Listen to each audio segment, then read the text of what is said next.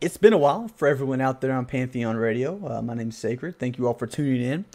And I apologize for missing the last few streams. It's been pretty chaotic around here. So we're trying to get back on track here. I'll make sure to give an update on the stream schedule, throughout the stream today. I'm going to go ahead and start it off here with a little introduction, though, and let everybody know that I definitely am happy to be here tonight, but I'm also happy to see that there's still the treasure hunt out there available for Pantheon Radio. And if you haven't been listening to the Epic section of Pantheon Radio, or if you haven't been listening to Pantheon Radio at all, you should be doing that. You should definitely go out there, check out Pantheon Radio, listen to the Epic section, and write down these keywords. There's still $300 on the line for Amazon. It's going to be ongoing and continue ongoing until they have a winner. So guys, I've heard of people that have 3, 4. I think I had one guy that had 5. I myself have 3. So if you're out there collecting these words, make sure that you're listening into that Epic section. There's a lot of, it's great music, and I can't say enough about what Pantheon Radio is doing for the content creator. So supporting them is kind of a win-win. I mean, you not only get a chance to win $300 for Amazon, but you're supporting a lot of the Pantheon content creators as well as Pantheon Radio as it gets its start up, gets its name out there, and just it's a really good cause, for you to get $300, but also to support a local community favorite of mine, which is Pantheon Radio. So for anybody out there that hasn't already, go to pantheonradio.com, check it out, download the app on your mobile, whether it's on whether it's iTunes or the Android app. Go out there and download it. Both Android and iOS version of it work beautifully. So they've done a really, really fantastic job with it. I mean, like I said, I can't say enough about these guys. So go out there, download it, check it out. For a chance to win $300. Again, pantheonradio.com. If you look at the top right-hand corner, you can see a treasure box. Click that treasure box to find out more information for the Pantheon Radio treasure hunt. Again, $300 for Amazon. A $300 Amazon gift card is on the line for that. So let's go ahead and get kicked off here past that point with a little bit of an update on the schedule. So for all of you who have noticed, maybe like 2 of you, maybe more, I've been kind of in and out for the last week or so, and I apologize. It's been pretty crazy around here. We had Mother's Day, my wife's birthday, 30th birthday, as a matter of fact. My oldest son turned 6, and all of this happened within a week and a half, more or less. So pretty chaotic around the house, getting everything set up, all the coordination, stuff like that. It was crazy. Not to mention, on top of all of this, work has been just slamming me down. So unfortunately, this isn't my only job. I know, guys, y'all probably think that I'm like a millionaire because I do the Pantheon, podcast. I get it. I understand. I know it's a big time thing here, but I'm not quite there yet. So I do have a day job, and it has been busy. I'm talking 60, 80-hour weeks. So I have been trying my best to keep on schedule, to keep pace, but things happen. It's summer months, vacations are coming up. So I'm going to make sure that I do my best to keep everyone updated on the schedule that we have in place. If there's an illness or something like that, I can't help it, guys. I apologize. If something comes up with the family, I apologize. I'll let you know via Twitter. But other than that, I'm going to try my best to keep on schedule for all of you out there who are listening and tuning in on Twitch, as well as Pantheon Radio for the podcast. So thank you all so much for your support. Thank you all for the concerns. I've had people message me and ask if everything's okay. It means so much to me to have people that are out there that are actually paying attention and, know when the schedule is. So I'm excited about that. Can't thank you all enough. And we're going to continue to try our best to be on schedule from now on. So looking at the schedule going forward, I'm going to go ahead and let you all know this Friday I will not be here. I'm taking my son down to Legoland, so I will be out of town Friday for the podcast. I apologize. It'll be a rerun during the time slot. If there's a chance that I can get something up to broadcast during that's new, I'll let you know, but not looking hopeful right now. So don't expect anything on this Friday. And then we have next Wednesday, we'll be live, 10:30 to 11:30 Eastern Standard Time. And then also the following Friday, I will be leaving on vacation for a week. So that whole next week will not be online. There will be no podcast. I'll make sure that everyone's aware of it. We'll try to make sure that Pantheon Radio finds a way to fill that slot, whether it's a rerun during that time or whether it's something new from somebody else. Maybe we can, offer that slot up for somebody. So we'll do our best to fill that slot with some quality content, some good times, maybe even just some good music from Pantheon Radio. Who knows? Regardless, guys, I'll make sure that I keep everyone up to date on the schedule as best as I can. Past that week of vacation, I'll be back at it full steam ahead twice a week, Wednesdays and Fridays, 10:30 p.m. Eastern Standard Time to 11:30 p.m. Eastern Standard Time. We're going to try our best to stay on that schedule. And again, I'll let you know if anything comes up, changes, or if we have to do any last minute adjustments. So, as I like to do the newsletters on Wednesday, if they come out on Wednesday, if the newsletter is delayed a day and we find that out in advance, we'll try to push the Wednesday schedule back maybe to Thursday, just an FYI for people.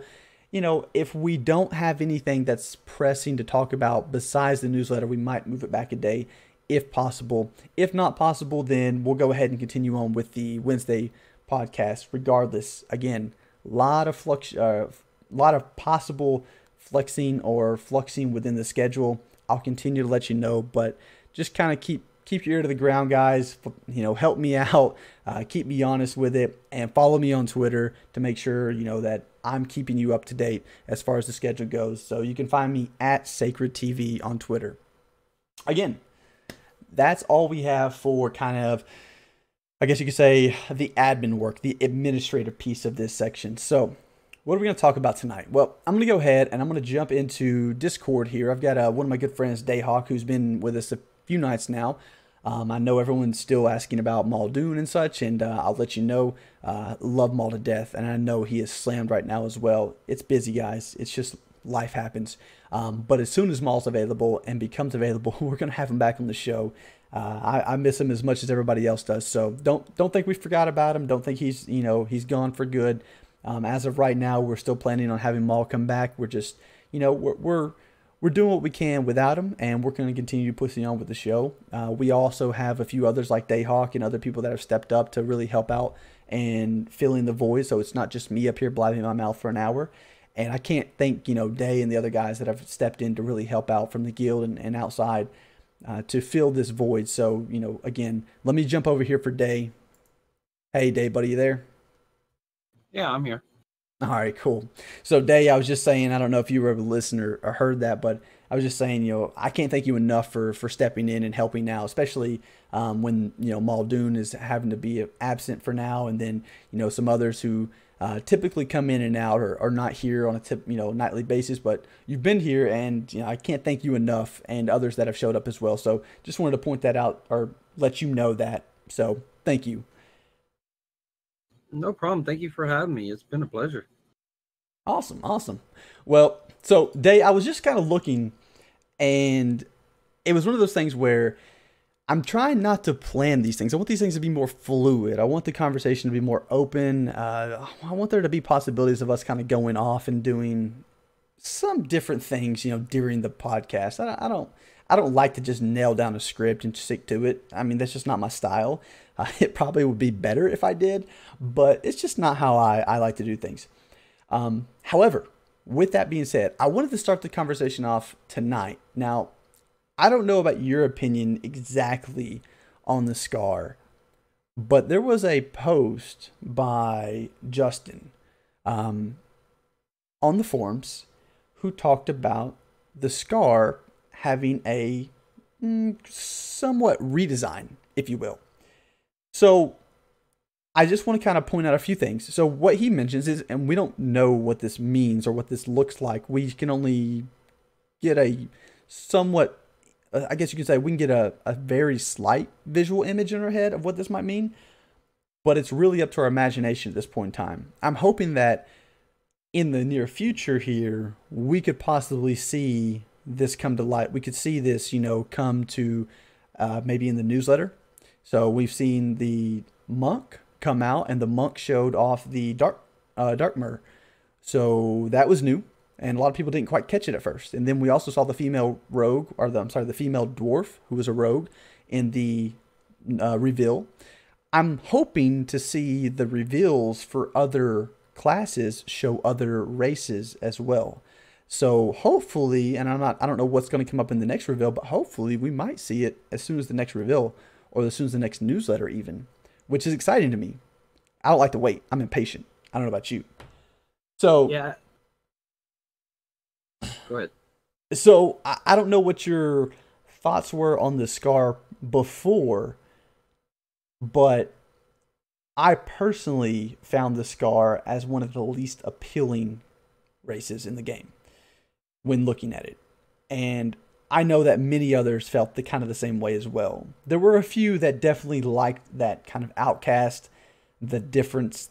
It really, I mean, the Skar really appealed to a very, very select few, but they were very passionate about their feelings towards the Skar. So I'm curious, were you in that boat of you were passionate about the Skar, or was it kind of one of those not your style as well type races? Personally, yes, appealing. Yeah, they were probably the least. I thought that they didn't look bad. I thought they just looked unique, and that's one of the things that I liked about them. I'm curious to see what the update's going to be, but I can understand from reading their post. Yeah, that was a nightmare. They had, bit knees. They had bones sticking out. So I can understand from, the equipment standpoint, that would be a nightmare because they would have to go through and check every piece of equipment that they make for that race to make sure there's no clipping. Having the bit knees and designing around that could be a nightmare too. So I'm interested to see what the new redesign is. They wasn't for me. There wasn't the race for me. But I didn't think they looked that bad. I thought they just looked unique, and I liked that. Yeah, so I want to go ahead and highlight some of the things. So the post that we're talking about is there's a post from Justin on the forums, and basically Justin's responding to how a certain individual said, "Hey, look, I really don't like the way the Skar look. It doesn't make sense, and it just doesn't look good to me." Well, Justin replied back with basically a post stating that they had to go through a redesign because the legs of a Skar were actually backwards, more like a cat, if you will. And because of that, every single piece of clothing, every single piece of armor, every single piece of anything that would go around their legs would have to be designed for that single race. It would be a nightmare as far as amount of work that goes into it to get this done. And I definitely agree with that. It makes perfect sense to me, and I kind of was in the same boat. I liked that they were unique. I didn't like them myself. It wasn't, they weren't the race for me, but I liked the fact that there was a unique race, and a race that didn't look as humanoid as the other ones. However, hearing why they had to go through this and why they did this, I completely understand it. It makes perfect sense to me. Basically, it was just a coding nightmare, or a cosmetic and UI, or whatever you want to call this, but it was just a nightmare to get all of this done for one singular race. So the backward knees had to be corrected. We had to put those back in place to make them more aligned with the rest of the races. That way the clothes could be interchangeable between races and fit appropriately without having to cosmetically alter every single item, every single clothing item that would touch their knees or legs in the game for this particular race. Also, you talk about the spikes, the claws. I mean, if you're looking at gloves or boots even, all of these would have had to been changed. So, for the Skar itself, they would have all had to been shifted, changed, or altered in some way, shape, or form to fit the Skar in their original kind of design, their concept. So, again, with this, it's just one of those deals where I absolutely agree with the decision. I think the trouble that it would have caused, the amount of work it would have added, it makes complete sense to me. And I feel kind of sad, and I feel kind of, disappointed, I guess, that I know there are going to be a few out there that are really upset about this because they like the uniqueness that the Skar brought to the table. But at the same note, I think that it logically makes a lot of sense, for them as far as the size of the team they have, the amount of work they have to overcome. This probably took maybe even an additional couple months of work out of their, off their plate just by altering the way the race looked itself versus all the different pieces of clothing and items there. So for me, I completely agree with the decision. I'm curious, what does this mean? What do the scars look like, and are they, I'm assuming that we've changed the knees around. So the knees should be back in place to kind of more normal look. And with that, does that mean that the feet are more normalized? Does that mean the hands are no longer, 3-fingered? They're maybe now 5 to fit gloves better, so that gloves don't have to be altered as well. Yeah, with boots, I think if you had like a hoof, or if you had just even like a flat, like reptilian look kind of foot, or I don't know, some sort of foot, like it's just a normal foot, a boot that goes over that. Doesn't matter what the toes look like. Doesn't matter if there's toes or not. I mean, at that point in time, once the boot goes over, it should be cosmetically fine. So I am curious, though, to see how they made the Skar unique. Like what they brought to light and what they've highlighted on the Skar that really makes them stand out. Because, again, the Skar was one of those races that, I mean, reading the description, I believe they're basically just... it starts out, the description of the Skar: if there was an opposite to any good thing in every race, the Skar would stand alone in the extreme. And I think the original concept art of that really kind of brought that to light. I mean, they were just, in my opinion, ugly. And they fit what I would think as everything that's good, if you will. There's nothing quote unquote pretty about them at all. So I'm wondering if they're going to bring some of that same flavor still along with them to the new model or the redesign. So again, I don't know what this is going to look like. I have no idea, guys. This is up in the air. We're in a waiting game now.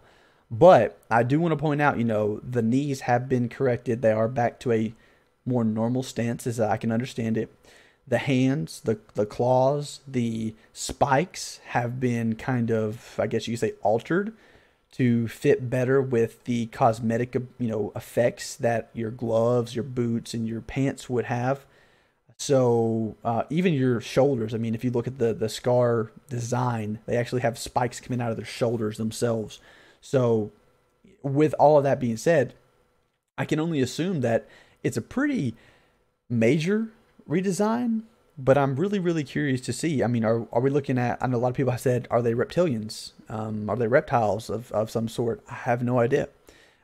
If they are some sort of reptile, or even if they're humanoid, I personally, and I know this is, it kind of, I say it, and I'm not trying to be sarcastic about it, but their name is Skar, and they have, from my understanding, more or less been slaves for a lot of their lore. They've gone through this tremendously, horrifyingly hard times, and now they have, come out of it stronger and tougher. I mean, I just think of this race as a very tough and just, extremely durable type of race, and they've gone through some really hard times. I don't know what that's going to look like, but I can kind of see personally for me, kind of like and this is just theory crafting, guys, complete theory crafting, have no idea what this is going to be, but I could see something where they have the scars on their body for the Skar race to show the times that they have been through. Now, I know that, maybe that was generations back or something like that. Regardless, doesn't matter to me. I'm thinking that their body is scarred. It's permanently altered in certain ways or shapes or markings on them in some way that show what they've been through as a race. Maybe even on their face, you see still that same, I don't want to say ugliness about them, but again, they're not a pretty race by what I see in the concept art. And I'm not sure that I would want them to be a quote unquote pretty race, because I think people really are attracted by kind of that off put that they give. There was people that played trolls back in EQ, and they loved the troll back in EQ because it was ugly, and they loved that about it. So I'm very, very curious to see what they end up doing with the Skar and how that looks. But Day, I mean, do you have any theories or any opinions on what you think might come about from it? Well, I don't know the lore much about the Skar, but I feel like the impression I got from was they had a very dinosaur feel to them or look to them. And what I do know is like the spikes, the bones that were sticking out, that was part of their bone system. So I'm not a developer, but I'm thinking that that's part of their that's part of their body model. So I'm thinking maybe they fixed the legs, maybe they got shorter legs and they look more, like a human leg instead of bent and all that. I hadn't heard anything about the hands, to be quite honest. But a lot of the parts of their body had spikes or bones sticking out. Maybe they can readjust those into areas where it's not an issue. Like maybe they put spikes down their spine or something. That'd be interesting. But I feel like they have a reptilian idea around the race, but with the spikes and the way I interpreted was they had a very dinosaur theme to them. I'm hoping that the overall look of what we know of them right now kind of stays. They just kind of fix the areas where they know there will be problems, is what I'm hoping. That's fair. Okay. I mean, I can agree with that. That makes sense to me. Now, I will say, so my interpretation of the claws, just so you know, in the post here, the line that caught my eye, or that I thought, okay, this talking about hands as well as feet. So Justin mentions add the spikes and the claws to the mess, and that you pointed out. Basically, when I read add the spikes and the claws, both their feet and hands were claws. So that's how I interpreted that. Is that the way that I should interpret that? I don't know. Maybe the hands didn't get changed or adjusted. Maybe it's just something to do with the feet. I don't know. We'll have to see how that looks. But, I mean, for me, like I said, I would just think cosmetically, it would make sense if you have gloves that cover the hands that they have 5 fingers. Especially if you're talking about, design limitations or additional work that would have to go into the design of the, cosmetic appeal for this race itself.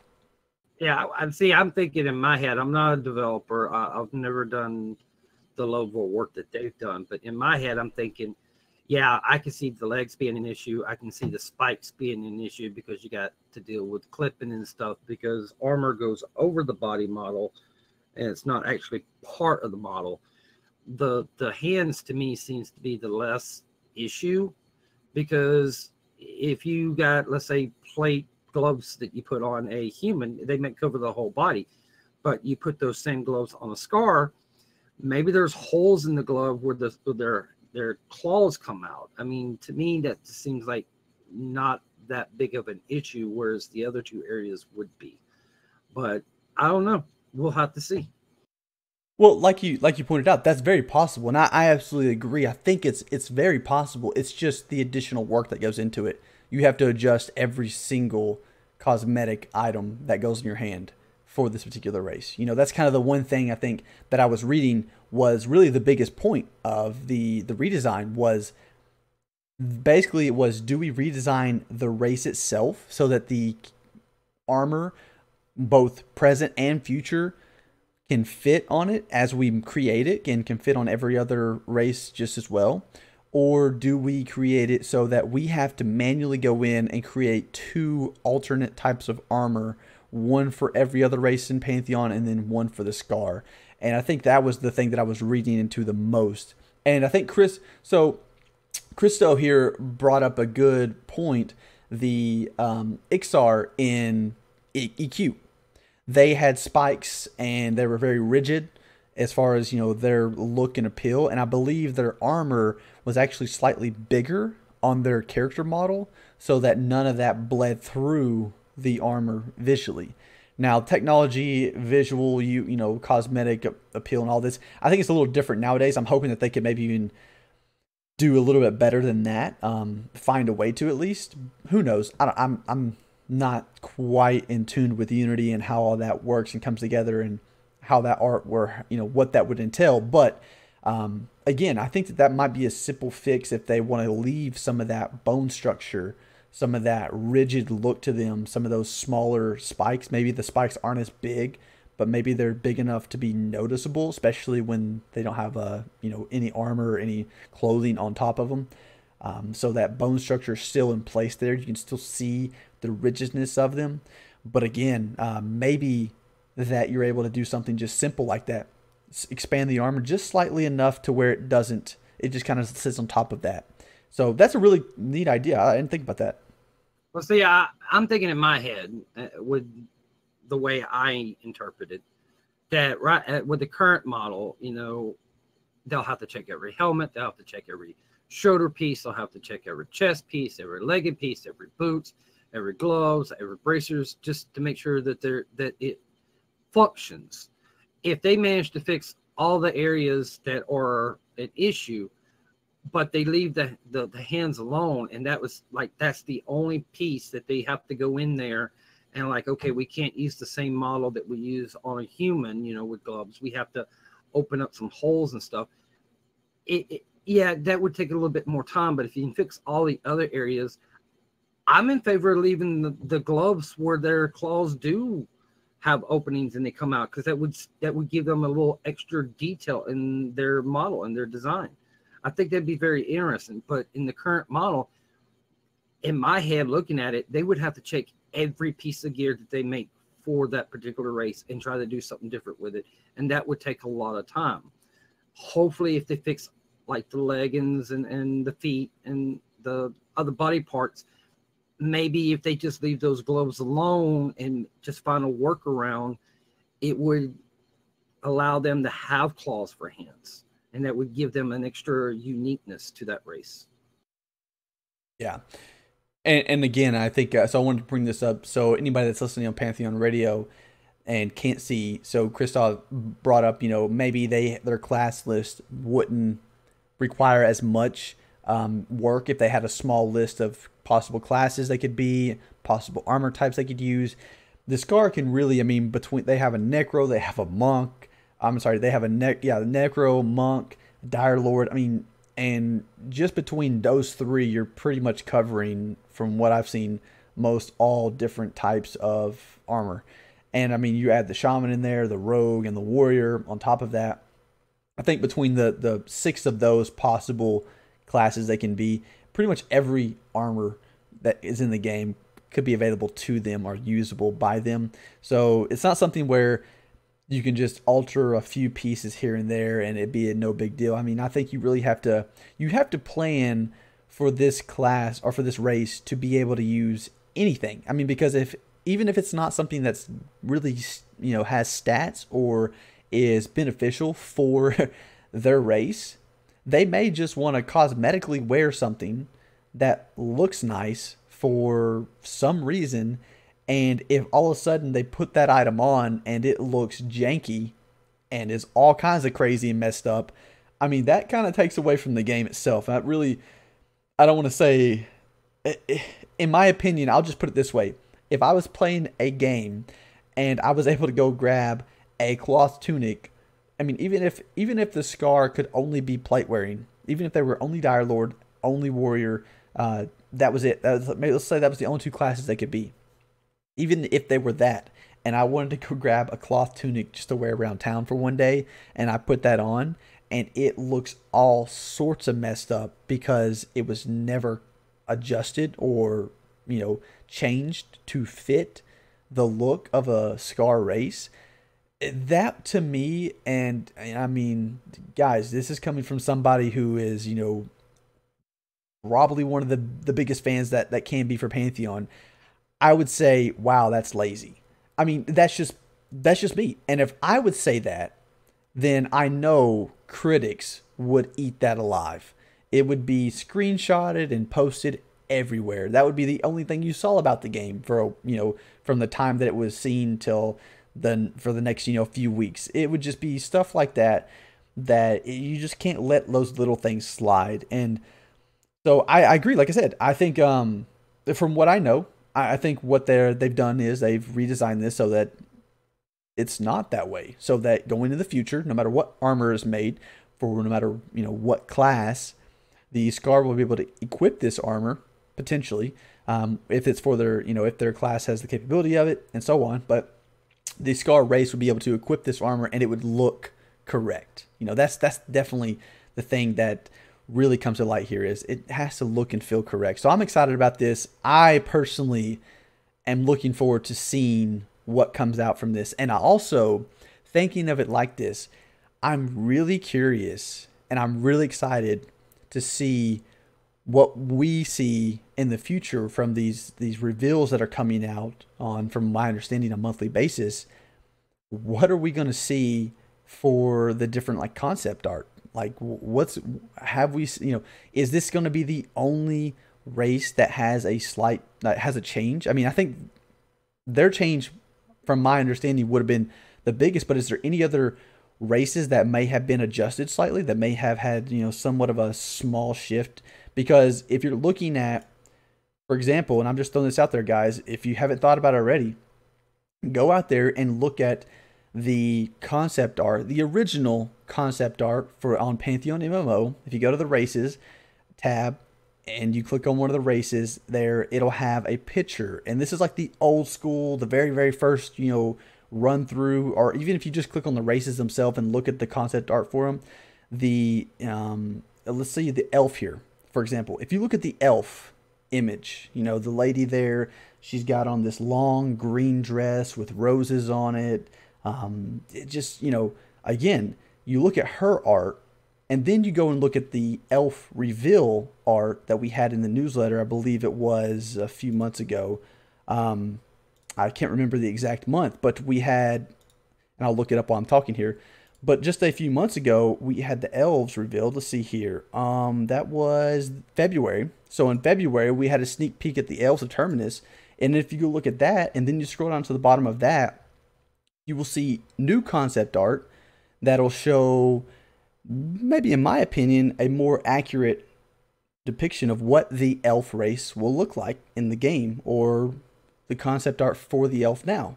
So, you see the elfin ranger female there. You see the elfin wizard male there. And again, I look at this and I'm thinking, okay, what small changes might we see for some of the other races? I'm excited to see that. I'm excited to see if there's any slight modifications, slight enhancements, slight improvements, slight, I guess you could say, better defined concept art, or I guess you could say newer concept art for these races coming out, so that, maybe if, again, we see a better picture of what we're going to see in the game. So I don't know. Have you thought about that at all, Day? Like, I don't know what class. I think you were looking at the human because the halfling wasn't available. Is that correct? Yeah. Yeah.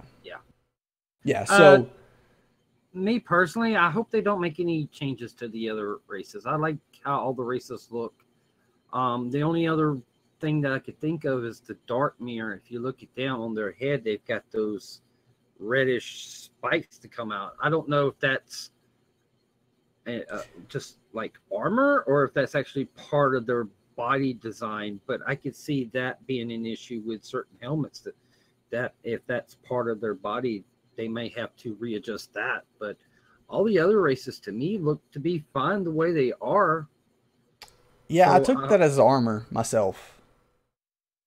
Yeah, that's what I thought too, but I've done some drawings and stuff for that, and when you actually get in there and look at it, the impression that I get is that's part of their head. Interesting. Well, I know we saw like I said, we had the monk reveal, and in the monk reveal we had the dark mirror, and that was the male now, and I don't know if the female is going to be any different, but I'm assuming that it would be much similar to what we saw with the male concept art for the monk. So there was no spike there. In fact, I mean, the biggest thing there you saw was the ears. In my, from what I saw when looking at the art there, the ears, and I believe the neck as well. You could see, I don't say gills, but see, when I was drawing it, if you look on the Darkmere body or around the stomach, those scars or slashes in their body, I interpreted that as that's gills. yeah. So I was thinking maybe in their armor and stuff, the way that they were designed, maybe their stomach would be exposed so they could breathe. And I just figured this out. If you go to the website and you move your mouse over the concept art on the Darkmere, it changes. Yes, it does. It changes and shows you the water form. Yeah, like no one sent me that memo. But now that I know that would be interesting to see. Is that something that happens when they get in the water, or that might actually be something that gets redesigned because of that? I don't know. Yeah, definitely, and we'll see what that means or what that comes to be in the future. I know for a fact that's been there since day one of looking into Pantheon. So for at least for me, ever since they put that image up there, you've had the ability to scroll over it. So for anybody that's listening on Pantheon Radio, if you're going over to PantheonMMO.com, just to kind of give you an idea of where you can find this and what we're talking about here, and you're able to go to the races tab there, and you go to the Darkmere. So once you go to the Darkmere and you go to the Learn More section, or you go into the deeper dive where it shows kind of the lore, gives a little bit more of their tale, there's a land picture in the top right-hand corner. So if you look at the image of the female Darkmere, you have the land underneath. If you scroll over, she'll actually shift into a water form. So if anyone wants to try that out and they don't know about it yet, you're more than welcome to go test that out. It's really neat. Basically, she has this mermaid look to her in the lower half. So her from hips down more or less change into a mermaid type fin that transforms when she goes into a water form versus land form. So very curious, like you said, Day. We'll see how that turns out or what that means in the future.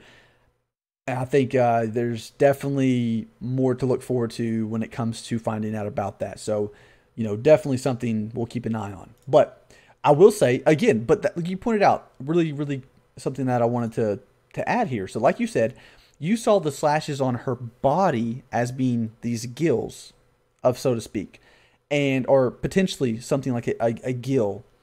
And if you look at the new concept art, they actually have, so their ears are almost like a fin, which is really neat. I love that.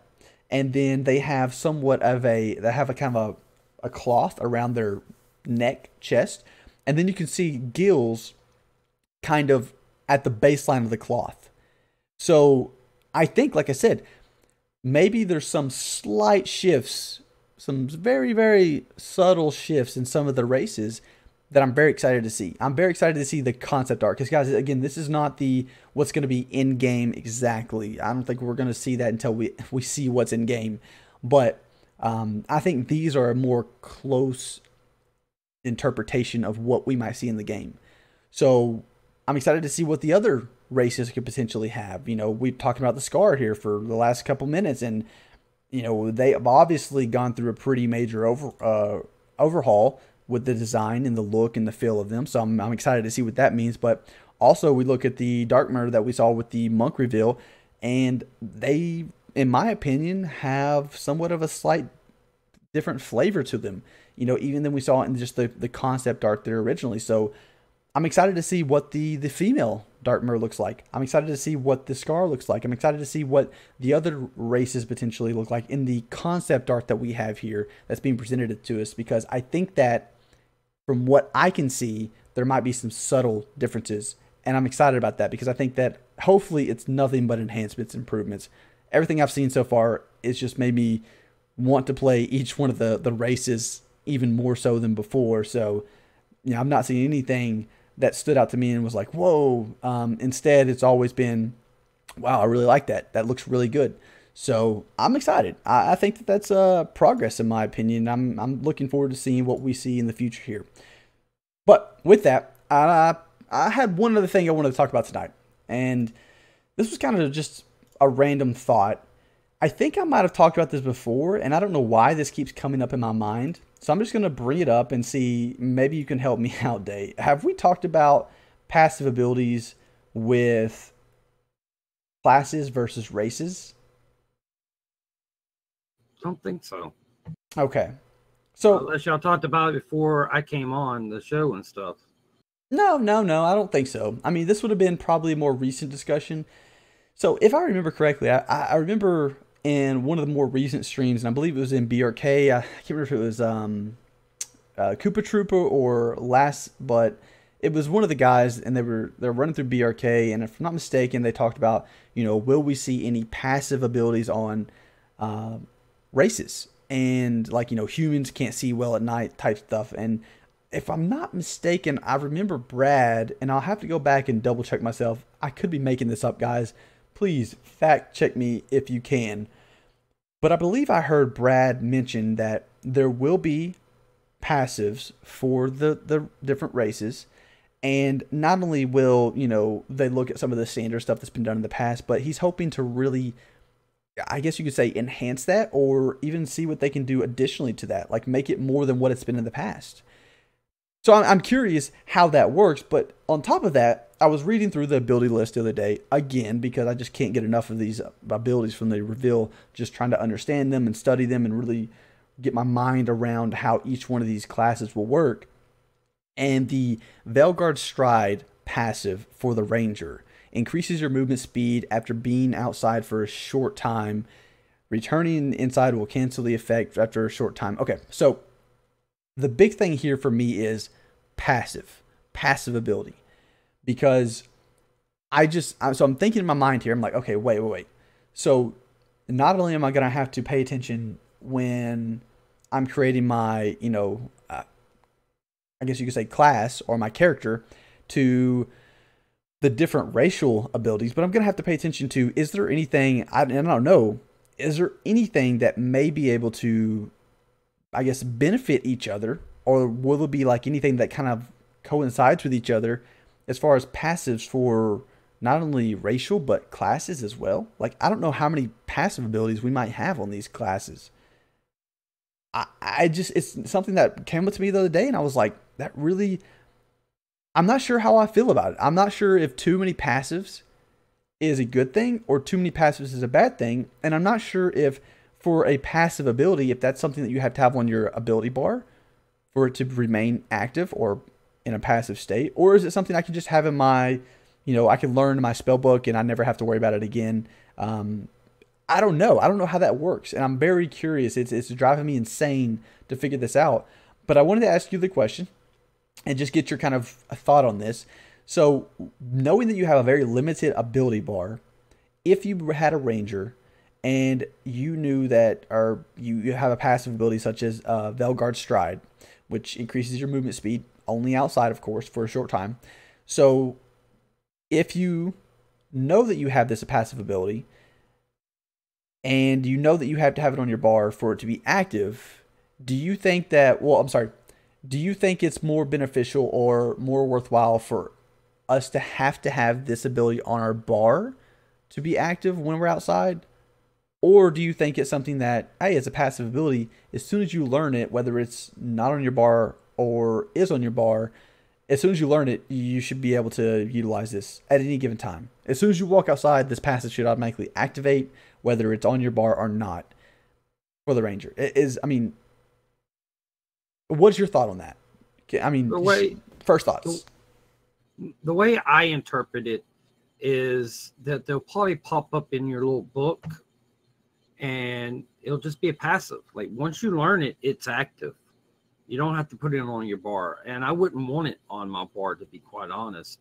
I think a passive ability should just, something somewhere lets me know I have it. I can move over it and read the description and understand what it does. But it shouldn't be something I put on my bar. That bar is already going to limit what you can use. And if you're having to fill it with passive abilities, that, to me, that takes away with the idea of what that bar is meant for. So I wouldn't want to see that. I'm not disagreeing with you. But then I had the other question of, so how many passive abilities is too many? Or is there such a thing? I mean, okay, let me put it this way for you. I look at passive abilities and I say, okay, I learn it once and then I never have to remember it again. It's like one of those, you from rags to riches, as you get up in level, you learn some passive abilities, and these passive abilities really make your character feel more alive. Especially for a ranger, having this increased movement speed outside.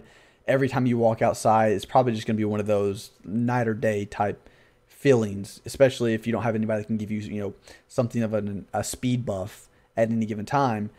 I think, this passive ability, to me, the reason it stands out so much is because I personally see it as what's the limit? Like, what am I going to be doing? Is there going to be a passive for every class, or is there going to be multiple passive abilities for every class? Are these passive abilities going to be something that's easily obtained, or is it something that I'm going to have to really struggle to get long term, And, we see it here. Okay, great. It says increases movement speed after being outside, but it doesn't say anything about level. It doesn't say anything about whether it's, bought off a merchant, or whether it's found in the depths of a dungeon, whether it's dropped off of some, crazy raid boss. It doesn't say anything like that. So we don't know what it takes to get this, what level you have to be. We don't know what this means for the ranger class, really overall. We just know that eventually, at some point in time, you have the possibility of gaining a passive ability such as this. So how do you get these passive abilities? How do you obtain them? How do they, become active? Do you have to have them on your bar? Do you not? I like the thought of not having them on bar myself. I'm good with that. Perfectly fine with that. But again, I like the thought that if it's a passive ability that I can I can learn once and never have to think about it again, it's just there permanently. I like the thought that this is a very difficult thing to come by. Even if it's just a small improvement, enhancement, something that's not really going to make or break the game for me. But at the same time, it's nice to have. It's definitely beneficial. It's a perk, I guess you could say. I really would like to see passive abilities very difficult to come by, because I think once you get them, once you have them, especially if you don't have to put them on your bar for them to be active or do anything with them to actually, turn them off, or turn them on, so to speak. Their passive abilities are just going to happen when they happen. So meaning, as soon as I learn this, I never have to think about it again. I never have to pay attention to it again. I put it in the depths of my spell book or my, wow, if I cannot think of the word right now for the, what am I thinking, Day? Man, the word is skipping my mind right now. To be honest, the book. What is the book, chat? Help me. I'm struggling. Codex? The Living Codex. Thank you. Wow. Man, that was way too difficult. Again, if I put this a passive ability in the back of my Living Codex, I would really, really like to think that it was very difficult to obtain, that it took some sort of effort, that it wasn't something I just walked up to a vendor and purchased and that was it. Whether it's a quest that I have to do to achieve this or learn this or have this become available to me, whether it's something that drops in the depth of a dungeon, whether it's something that's found out and about, I don't know. But again, I would personally like to see any passive ability for any class very difficult to come by, because once you have it, the journey kind of stops there as far as what you can do with it, unless there's something additional to it, meaning is there some way to improve said passive abilities in the future, when you're looking at later expansions, then that may come back around and be meaningful again. But at the same note, if it's a passive ability, something I can put in the back of my Living Codex and never think about again, I know I've got it, never have to worry about it again. I want it to be meaningful. I want it to be time consuming. I want it to actually be something that I have to work to obtain myself. That's just my personal opinion of it. And I didn't know, if you had any thoughts on it, but I just wanted to kind of touch on that a little bit tonight in case anybody ever does listen from VR. Just know that I would personally like to see passive abilities. Very hard to come by. I'm in agreement. I mean, I could, this topic I can go into greater detail about, but when it comes to passive abilities, let's just say for your class, I don't, in my head, find it like you kill a mob and it drops and you find this scroll that teaches you this passive ability. I don't like that idea. I'd rather there be some NPC in the world that I have to meet certain requirements in order for him to even talk to me. And once he's able to talk to me, then I have to do something for him. And by doing it, he will teach me this passive ability. Now, whether or not at some point later on I can get like an upgraded version of it or something, at this point, I say just leave passes the way they are. And as future content comes, readdress that issue. But the idea of some ability dropping that's going to teach me a passive, I feel like it would feel better if it came from an NPC and you had to do something to train to do it. Like they taught you how to do it. It's not something you can just find. I like it. I mean, I love it, actually. I think that's perfect. Yeah, and that's more or less what I would like to see as well. Now, I will say this. If it drops, I hope it drops because it's something that, like you said, some old sage in the back of the cave was like, hey, look, if you really want to earn my trust so that I can teach you this, you need to go gain this ability or find this ability that was stolen from me. You go find it, it drops off a mob. You can then learn it. But at the same note, I kind of agree. I would rather have to take it back. And then that trainer wants to take it back. It's like, oh, thank you. You found it. Now let me teach you what this means type deal. I would love to have a storyline around that, especially when it comes to passive abilities. I just think that, again, once you learned it, there's nothing to do with it anymore. And I'm not big on that, although it's kind of with every spell. Your level 1 spells, eventually you're not going to use them. I mean, but for a time, they will be very important to you. And, hopefully, again, we see passive abilities. I would love to see, a few scattered between all the classes. I would love to see them kind of, equally played out between the classes. It's almost, to me, it's almost like an AA, if you will, I guess. I can see that. And so that's kind of my thought on it. So again, I don't know. We'll see how that turns out. But one other thing I want to hit on is when it comes to these passive abilities, and something that I've heard about in other gaming communities, and like certain classes getting the ability to be immune to certain things, like a paladin being able to be immune to fear, or let's say an orc learning how to be immune from the front to stuns and stuff.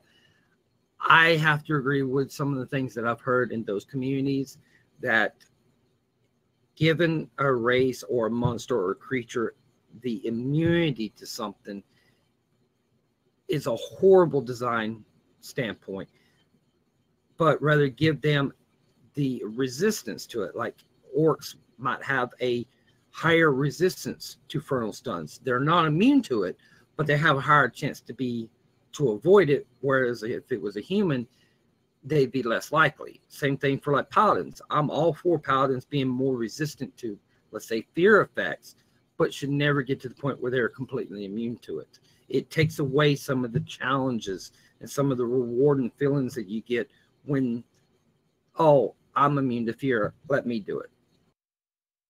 If you can follow that logic. No, absolutely. I personally, I don't have a big issue with the immunities, but it's mainly because I've never really thought about them a lot. But thinking about them just real quick off the top of my head, I do agree with you. I like the possibility that even though I'm a race that's better equipped to handle such an environment, such a ability, such an attack, that, for example, let's look at the ogres, for example. They have maybe they have like an immunity to bash. I agree with you. I think that, yes, I would like to see them have a much higher tolerance for it. Extremely higher tolerance for it, maybe.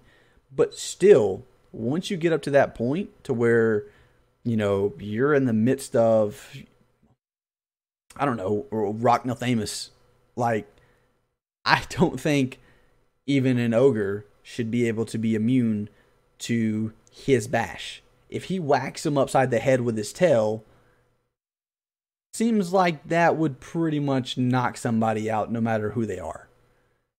I mean, that's just my thought on it. This colossal behemoth of a dragon, I would imagine that there would be no immunity to that. But I don't know. I don't know what those racial abilities are. I'm just throwing something out there. Yeah. And I will say... go ahead. Yeah, that's what I'm getting at. That we don't know the full details of what the racial abilities are going to be and stuff. But from a design standpoint, giving them to be more resistant is a lot better approach than, they're just immune to it. Now, that idea, though, let's say we're fighting a fire elemental and you cast a fireball at him, it makes sense. He's immune to fire because he's made from fire. But then you look at it as an orc that's immune to stun from the front. Okay, it'd be much better if he's just got a higher tolerance for it than complete immunity. There's certain areas where the immunity makes sense, and then there's others where it just doesn't make sense. It just, why make them immune? Just give them a higher tolerance. Because if you make orcs immune from the front, then that automatically puts them in the category of, they make better tanks because they're immune to stun. Whereas the other races, they're like, no, we got a human tank, but we really need an orc because he's immune to that front. No, just have a higher tolerance. It keeps that balance. That's fair. I mean, like I said, I'm not sure how that's going to turn out. I'm excited to see what the racial abilities are. But until we do, I think we can stay on the same page here, which is I'm in the boat of, I like the idea that no one is fully immune. And we have much higher tolerance for things, potentially with different races, based off racial abilities, whether it's better eyesight or poor eyesight, whatever, pros and cons of the different races. I would like to see those be very well thought out. And I think they will be. I'm very confident they will be. But I'm just, we'll leave it at that for now. I'm excited to see what they come up with. And we'll definitely have to dig into that conversation when it comes. When that time comes, we'll dig into that conversation in great detail of pros and cons of races, especially compared to the classes that are available for them as well. So I'm looking forward to that conversation, but in time. So for now, I'm going to go ahead and wrap this up, Day. We're running out of time here. I can't thank you enough for hanging out with me. I'm going to get on EQ here in just a second, but before I do, I'm going to close out the podcast. So again, everyone listening to the podcast on Pantheon Radio, thank you so much for hanging out with us tonight. Really appreciate your time. We're going to go ahead and close up the podcast for tonight. I'm going to stick around on Twitch. So anybody that's on Twitch and wants to hang out, we're going to get into some EverQuest here in a minute. So you're more than welcome to hang out and have continued conversation with myself and Day and others that want to be here and have conversation. We'll talk more Pantheon, of course. But for everybody listening on Pantheon Radio, I'm going to go ahead and let you all go tonight. Hopefully you get a chance to listen to some more epic music or the epic section on Pantheon Radio and find those those keywords for that treasure hunt. I'm telling you guys, $300 for the Amazon gift card is not too bad. So, that could get you something nice. I mean, you could, spoil yourself for a night at least. Again, I'm excited to see who wins that. I'm trying my best, but, hopefully someone out there's got a little more than words than I do right now.